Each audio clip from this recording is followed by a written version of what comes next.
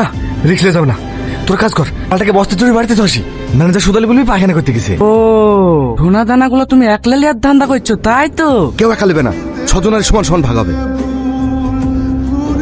2 কোটি 2 কোটি 2 কোটি 20 লক্ষ, কোটি 20 লক্ষ, 3 কোটি 3 কোটি 2, 3 কোটি 3, 20টি ট্রাক্টর, 3টে জেসিপি সহ আজ থেকে এই ভাটার মালিক চুমকি কারিগর।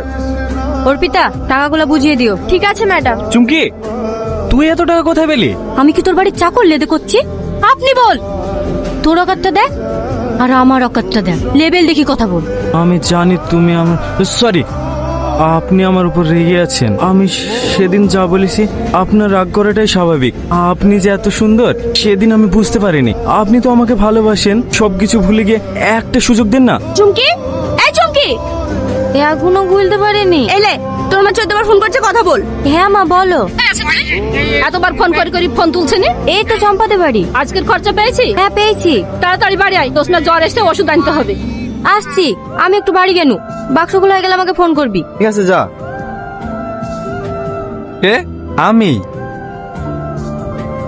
এত রাতে কি এত কাজ করছে? ওই বাক্সের চাবিটা কোথায় পড়ে গেছে, তালা ভাঙছি। কি এমন তালা, সেই সন্ধ্যেবেলা থেকে ঠক ঠক করেই যাচ্ছি হয়ে গেছে ভাই, আর না হলে কাল সকালে ভাঙিস। এই লে খেলিস। চাচির শরীর কেমন আছে? আগের মতোই আছে, বেশি রাত করিসনি, ঘুমিয়ে যাস। কাজের বাক্স ভাঙা যাবে না। কেন? দেখতে পাচ্ছেন লোক চলে আসছে। ও ঠিক আছে। ভোরবেলা উঠে আবার সবাই চলে আসবো।